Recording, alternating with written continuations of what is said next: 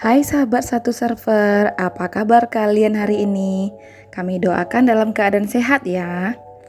Bagi kalian yang suka informasi seputar teknologi dan pemrograman, silahkan subscribe channel ini ya, karena setiap minggunya kita bakalan update video terbaru.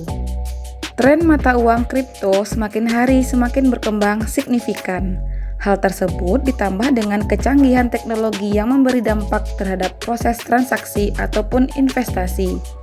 Salah satu teknologi yang berkaitan dengan tren mata uang kripto adalah blockchain.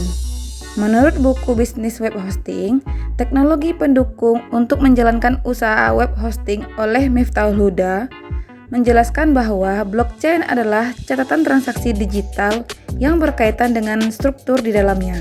Istilah blok sendiri mengacu pada catatan transaksi individu. Lalu, catatan tersebut dihubungkan bersama-sama dalam daftar tunggal yang disebut dengan chain. Blockchain digunakan untuk mencatat berbagai transaksi menggunakan mata uang kripto. Teknologi yang terdapat dalam blockchain secara umum dapat didefinisikan sebagai buku besar yang bersifat desentralisasi dan terdistribusi.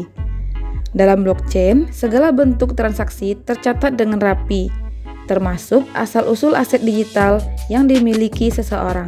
Blockchain memastikan integritas mata uang kripto yang dimiliki melalui proses enskripsi, validasi, dan pencatatan transaksi secara permanen.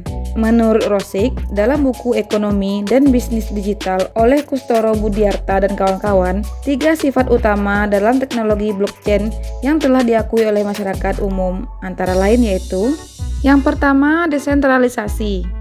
Di dalam teknologi blockchain terdapat entitas terpusat yang menyimpan segala jenis data.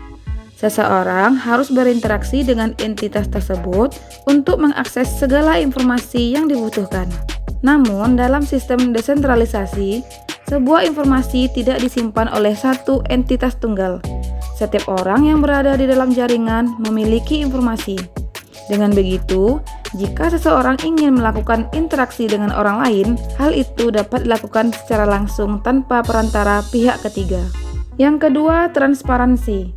Dalam teknologi blockchain, transparansi yang dimaksud adalah kemudahan akses informasi tentang transaksi yang dilakukan melalui alamat publik seseorang, bukan transparansi mengenai identitas asli pengguna. Yang ketiga, kekal. Konsep kekal merujuk pada data yang dimasukkan ke dalam teknologi blockchain yang tidak bisa dirusak. Hal ini didukung oleh fungsi hash kriptografis. Hash kriptografis merupakan salah satu dari sekumpulan fungsi hash yang cocok untuk aplikasi kriptografi.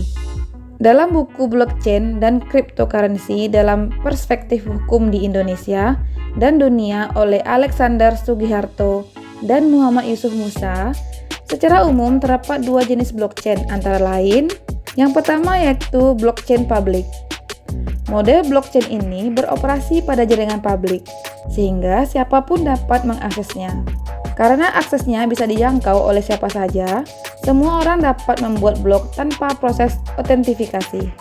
Dalam artian, melakukan transaksi melalui model blockchain publik dapat dilakukan dengan mudah. Yang kedua, blockchain privat. Berbeda dengan blockchain publik, blockchain privat beroperasi pada jaringan privat. Tidak semua orang dapat mengakses jenis blockchain yang satu ini. Melalui blockchain privat, seseorang dapat melakukan transaksi tanpa diketahui oleh orang lain, termasuk pemerintah dan regulator sekalipun. Blockchain privat benar-benar diketahui oleh orang yang memiliki otoritas dalam sistem tersebut. Sugiharto dan Yusuf menambahkan bahwa teknologi blockchain berfungsi untuk berbagai tujuan, misalnya verifikasi data, distribusi informasi, transfer dana, dan sebagainya.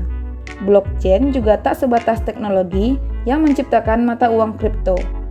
Itulah penjelasan tentang pengertian blockchain, sifat, dan jenisnya.